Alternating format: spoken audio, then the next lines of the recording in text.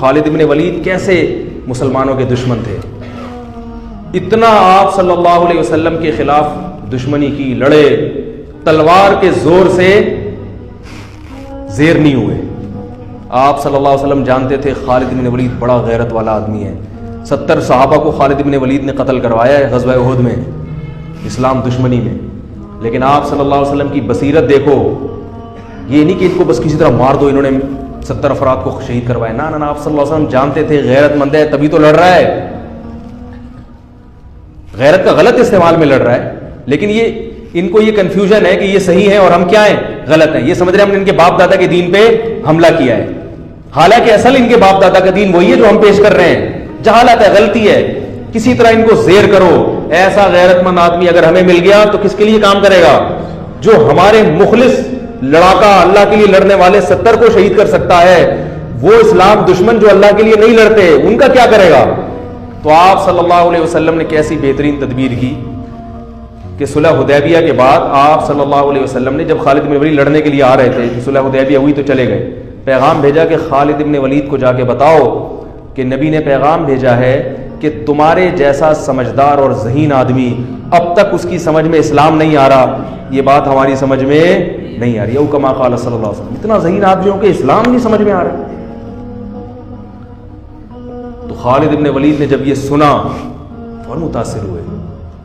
انسان اپنی تعریف سن کے خوش ہوتا ہے، عزت دار لوگ جو ہے نا وہ پیشانی سے پکڑ کے گالیاں دے کے نہیں لین پہ آتے، وہ عزت دار آدمی آپ اس کو اچھے الفاظ سے دین کی طرف بلاؤ گے تو وہ آ جائے گا۔ قادیانی بھی اگر دین پہ لانا چاہتے ہو نا اور وہ اس میں آپ کو نظر آتا ہے کچھ، تو پھر آپ کو اس سے بہت محبت سے بات کرنی پڑے گی۔ یہ نہیں جا کے ایک صاحب گئے نا قادیانی کو دعوت دینے کے لیے، کتے جیسی تو نہیں شکل ہے، اس طرح کی بات مجھے اچھا نہیں لگ رہا ممبر پہ بات کرنا، کتے تو تبلیغ کرنے جا رہا ہے، کیا کرنے جا رہا ہے بھائی، اس وہ آئے گا۔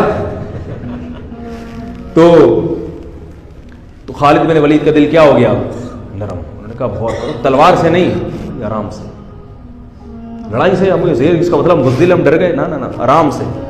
تو خالد بن ولید آئے اور اسلام قبول کیا، اور پھر آپ صلی اللہ علیہ وسلم نے کہاں بھیجا ان کو؟ غزوہ موتا میں۔ 3000 کی لڑائی 3 لاکھ سے تھی تقریباً، مجھے پورے اعداد ابھی یاد نہیں ہے، اور آپ صلی اللہ علیہ وسلم نے ان کو کمانڈر بنا کے نہیں، عام فوجی بنا کے بھیجا۔ 3 صحابہ کو، جن میں جعفر طیار بھی تھے جو نجاشی کے سامنے تقریر کر کے آئے تھے، وہ میں بھی جلدی سے مکمل کر کے بیان ختم کرتا ہوں، ان میں حضرت جعفر طیار وہ بھی تھے، 2 صحابی اور تھے جن میں آپ صلی اللہ علیہ وسلم کے منہ بولے بیٹے زید ابن حارثہ، جو انتہائی چہیتے حب رسول اللہ، جب کوئی سفارش کرنی ہوتی تھی نا کسی نے، تو حضرت زید ابن حارثہ کو جا کے لوگ بتاتے تھے کہ نبی ان کی بات کو مسترد نہیں کریں گے۔ ایسے چہیتے کو آپ صلی اللہ علیہ وسلم نے میدان جنگ میں بھیج دیا کہ بھئی رومی حملہ کر رہے ہیں، 3 لاکھ کا لشکر ہے، اتنے چہیتے کو بھیجا آپ صلی اللہ علیہ وسلم نے۔ یہ آپ کی بھی قربانی تھی، جھوٹا نبی ہوتا کہتا ہے ابے بھائی اپنے اپنوں کو یہاں رکھو، ٹھیک ہے، کوئی جھوٹا نبی ہوتا ہے نا کیا کہتا ہے، ابے ان کو تو نہیں، وہ ادھر بھیجو۔ تبھی آپ دیکھ لیں آج کل جو سیٹ اپ چل رہا ہے نا، چھوڑو ابھی میں زیادہ آگے نہیں جاؤں گا، آج کل جو عجیب سا سیٹ اپ چل رہا ہے، اپنے اپنے یہاں دوسرے وہاں، تو ایسا سیٹ اپ چل رہا ہے آج کل۔ تو نبی صلی اللہ علیہ وسلم نے زید ابن حارثہ کو بھیجا اور جعفر طیار کو، دوسرے عبداللہ ابن رواحہ تھے یا کیا نام تھا ان کا، ایسے مجھے ذہن سے نکل رہا ہے، تو وہ جی عبداللہ ابن رواحہ رضی اللہ عنہ۔ آپ صلی اللہ علیہ وسلم نے فرمایا ان میں اگر یہ ایک شہید ہو جائیں تو یہ امیر ہیں، یہ شہید ہو جائیں تو یہ امیر، اور مسجد نبی میں آپ صلی اللہ علیہ وسلم بیٹھ گئے۔ اب 3 لاکھ کا مجمع ہے اور ادھر تھوڑے سے لوگ ہیں، اور دفاعی جنگ تھی، یہ اقدامی نہیں تھی، ان کو مدینہ آنے سے روکنا تھا۔ رومی انگریز ہیں، رومی کون تھے؟ جن کو آج انگریز کہا جاتا ہے نا، یہ ان کی اولادیں، انہی کی اولادیں جن سے یہ صحابہ کی لڑائی ہوئی تھی۔ تو وہ یہ بڑے اس وقت بھی بڑے منظم ہوتے تھے یہ۔ نبی صلی اللہ علیہ وسلم کی ایک روایت ہے، فرمایا تقوم الساعہ والروم اکثر الناس، قیامت قائم ہوگی پھر بھی رومی دنیا میں زیادہ ہوں گے۔ تابعین نے جب یہ حدیث سنی، انہوں نے کہا کہ میں یہ ساری قومیں دنیا سے ختم ہو رہی ہیں، اسلام کی تلوار کے نیچے آ رہے ہیں، رومی رہیں گے آخر تک، تو کوئی ان میں یقیناً کوالٹی ہوگی جس کی وجہ سے مسلمان ان کو قرب قیامت تک ہی، گورے تبھی تو دیکھو نا اب تک ہیں، اتنی بڑی بڑی طاقتیں ہیں، باقی روم اور فارس غائب ہو گئے، پتہ ہی نہیں کہاں، اتنی بڑی بڑی طاقتیں تھیں جو ان سے زیادہ مضبوط تھی رومیوں سے۔ تو انہوں نے جب اپنا خفیہ نمائندہ بھیجا نا کہ ان میں دیکھیں یہ کیا ان کی کوالٹی ہے جس کی وجہ سے یہ ایسی شکست نہیں ہوگی، ان کو ان سے جنگ رہے گی. تو انہوں نے یہ نوٹ کیا کہ ان کی کوالٹی یہ ہے. دیکھو صحابہ بھی سیکھتے تھے غیر مسلموں سے بھی، غیر مسلموں میں سے بھی سیکھتے تھے ان کے اندر کیا کوالٹی ہے تاکہ وہ کوالٹی ہم اپنے اندر بھی پیدا کریں. کون سی بات ہے ان میں؟ تو وہ سیکھنے کے لیے گئے. تو جا کے دیکھا تو انہوں نے رپورٹ جو بنائی، جو رپورٹ پیش کی وہ یہ تھی کہ ان کو جب شکست ہو جاتی ہے تو یہ دوبارہ لڑائی اس وقت تک نہیں لڑتے جب تک اس شکست کے اسباب پہ غور کر کے اس سبب کو دور نہ کریں. وہ غلطی دوبارہ نہیں دہراتے یہ. اب دیکھو امریکہ افغانستان میں آیا، رشیا والا اسٹائل نہیں ہے امریکہ کا، اس لیے کہ اس کو پتا تھا کہ رشیا جس اسٹائل میں آیا تھا طاقت اور قوت کے بلبوتے پر زمین پہ فوج اتار کے پٹھانوں سے پنگا لے لیا اس نے ہے بھائی، اور پٹ کے واپس جا رہے. اب ہم لوگ تو مسلمان ہیں نا، صحابہ کے طرز پہ تو ہم چل نہیں رہے، ہم تو وہی غلطی بار بار دہراتے رہیں گے، کرتے رہیں گے. ایک دفعہ وہ پٹ کے آیا، اب جاؤ تم بھی پٹ کے آ جاؤ. ہم تو یہ کرتے رہتے ہیں. ہمارے یہاں کوئی ایسا نہیں ہے کہ بیٹھ کے غور کرو بھائی یہ کیوں ہوا، ملک میں یہ نقصان کیوں ہوا، آئندہ نہ ہو لہذا اس کی تلافی ہو. جیسے بھی قادیانیوں کا جو بل پاس ہو گیا ایک دم سے قادیانیوں کی حمایت میں، تو اس پہ غور ہونا چاہیے یہ ہوا کہاں سے ہے، اس پہ تسلی سے غور ہو کے پھر وہ لوگ سامنے آ جاتے، پھر آئندہ کے لیے ایسا نہ ہو. ان سب چیزوں پہ غور ہونا چاہیے نا. یہ اللہ کا فضل ہے، جامعۃ الرشید نے سپریم کورٹ میں کسی کے توسط سے مقدمہ کروایا ہے اور الحمدللہ اس میں کافی حد تک کامیاب ہوئی ہے. سپریم کورٹ کے جو ابھی موجودہ جج ہیں ان کی بڑی خدمات ہیں قادیانیوں کو کے خلاف، ان کی بڑی خدمات ہیں. ابھی جامعۃ الرشید میں کچھ دن پہلے آئے بھی تھے وہی جج جن کے خلاف لوگ بہت زیادہ بولتے بھی ہیں.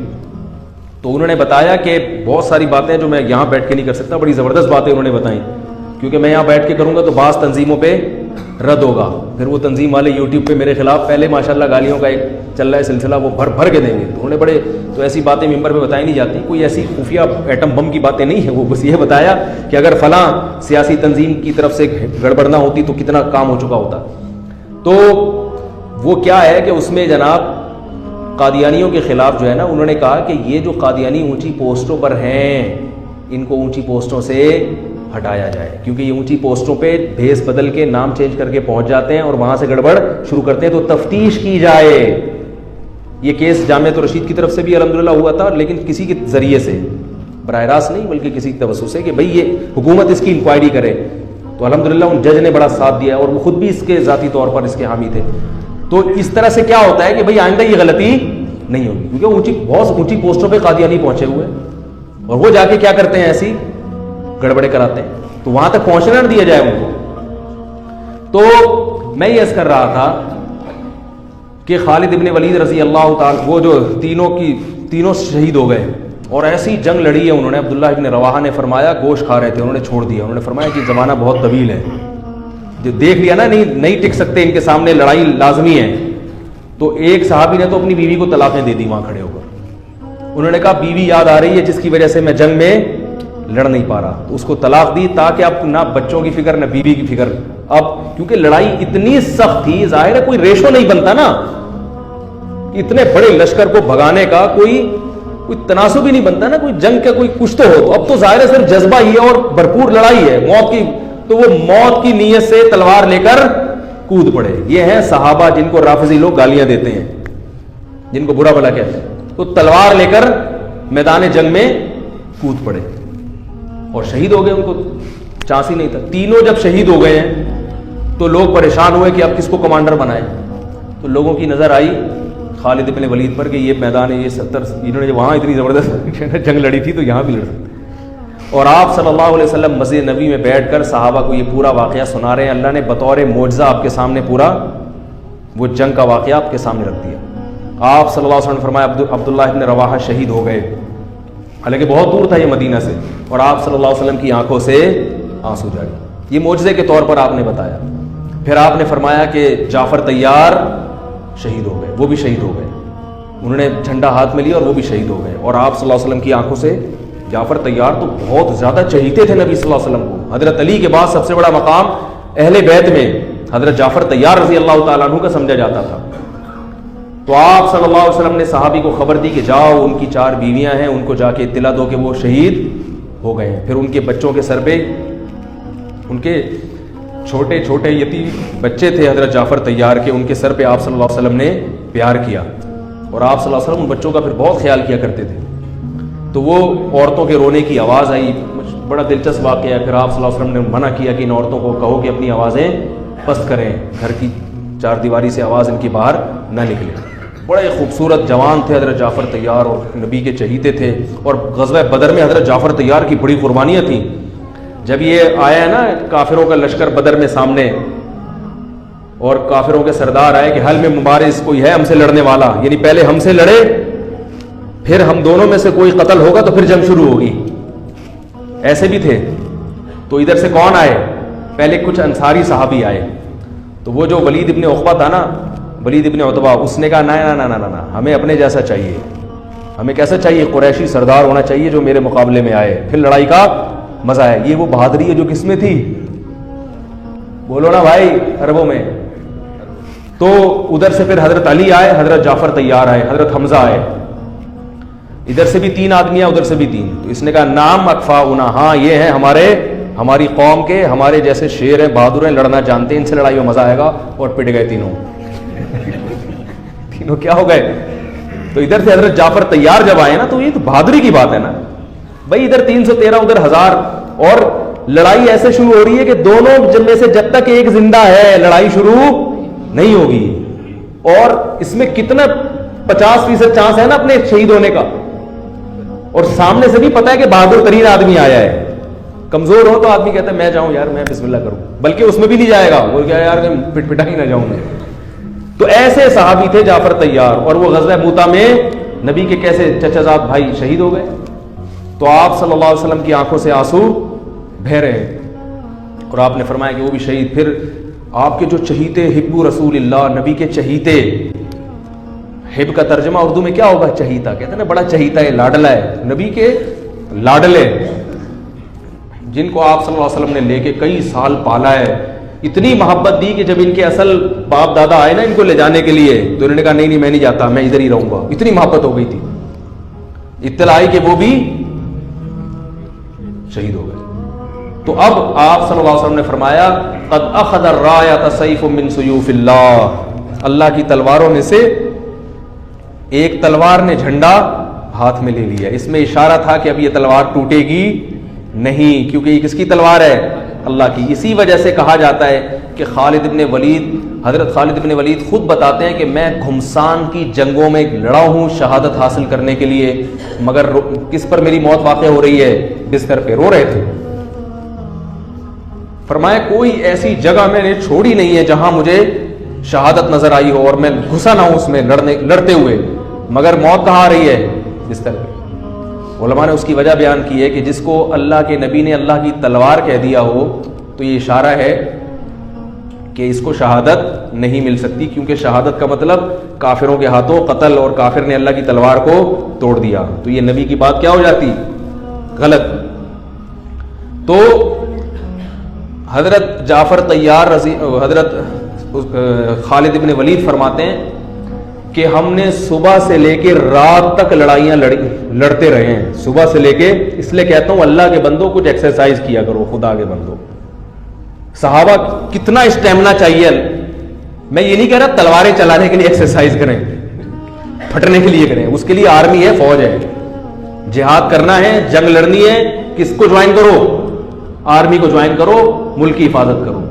اپنے ہی لوگوں پہ جا کے پھٹ جانا یہ جہاد بولو نا بھائی نہیں ہے. لیکن یہ تو پتا چلتا ہے نا کہ جب ملک کو ضرورت ہوئی, جب دین کو ضرورت ہوئی لڑنے کے لیے, مذہب کو ضرورت ہوئی لڑنے کے لیے, تو لڑنے کے لیے کچھ گدے پہ بیٹھ کے لڑائی سیکھو گے کیا. اور صحابہ کا اسٹیمنا کتنا تھا. صبح حضرت خالد بن ولید تلوار کتنی بھاری ہوتی کہ آپ اٹھا کے دیکھیں, وہ جو تلواریں تھیں وہ یہ قصائیوں کی چھریاں نہیں ہوتی تھیں, اتنی بھاری بھرکم تلواریں. فرماتے ہیں صبح فجر سے لے کے رات مغرب تک ہم تلواریں چلاتے رہے, اور میرے ہاتھ میں 9 تلواریں ٹوٹی ہیں, 9 تلواریں. اتنے لاکھ مجمع کے ساتھ لڑنا, اور کہتے ہیں میں اتنا قتل کیا ہے بندہ میں نے کہ ان کا اتنا زور تھا, مدینہ ہاتھ سے چلا جاتا صحابہ کے, مدینہ ہاتھ سے چلا, مدینہ کا دفاع تھا. یہ کہہ رہے اتنی تلوار چلی ہے کہ پھر وہ حضرت خالد بن ولید جوش میں نا اشعار میں وہ پڑھا کرتے تھے. اور خواتین سے بھی کہتا ہوں کہ رشتوں کے لیے یہ جو سنگر ٹائپ کے لوگ ہوتے ہیں نا, گلوکار, ان کو پسند نہ کیا کرو. آج کل خواتین کے ہیرو کون ہیں؟ جو فلموں میں ٹھمکے لگا رہے ہیں, ناچ رہے ہیں, گا رہے ہیں, 10-10 20-20 لڑکیوں سے دوستیاں لگائی ہوئی. ان کو کہتے ہیں یہ ہیرو, کاش میری اس سے شادی ہو جائے. جو انڈین فلموں اور انگریزی فلموں کے ہیرو ہوتے ہیں. دینداروں سے محبت کرنا کرو, اور اپنے بیٹیوں کی جو شادیاں ہیں کس سے کیا کرو؟ دینداروں سے, جو معاشرے کے خلاف لڑنا جانتے ہیں. لڑنے سے یہ نہیں کہ بندوقیں چلانا, رسم و رواج میں ان کے خلاف چلنا. ان پہ کانفیڈنس ہے, ان کا ایک سوچ ہے, ایک تھنکنگ ہے. گلوکار سنگر بیچارے کی کیا سوچ ہوتی ہے؟ وہ تو ناچتا ہے, ٹھمکے لگاتا ہے, 10 لڑکیاں ادھر 10 لڑکیاں ادھر مر رہی ہیں, اور شہوت پرستی میں اور اپنی خواہشات کی غلامی میں ساری زندگی گزر جاتی ہے. ان میں کانفیڈنس نہیں ہوتا, ان میں قوت مزاحمت نہیں ہوتی ان لوگوں میں. ان کی خواہشات, اگر اس طبقے کو اگر کچھ خواہشات ان کی چھین لی جائیں تو یہ تو ویسے ہی خودکشی کر کے مر جائیں. کبھی آپ دیکھیں زیادہ تر اداکار, زیادہ تر تو نہیں لیکن اداکاروں میں خودکشی کا ریشو زیادہ ملے گا, کیونکہ یہ لائف کو انجوائے کرنے کے عادی ہو جاتے ہیں, قربانیوں کے عادی نہیں ہوتے. ذرا سی لائف کی انجوائمنٹ میں کوئی کمی ہوئی تو ٹھا کر کے مار دیا اپنے آپ. جوانی میں خودکشی کر لیتے ہیں.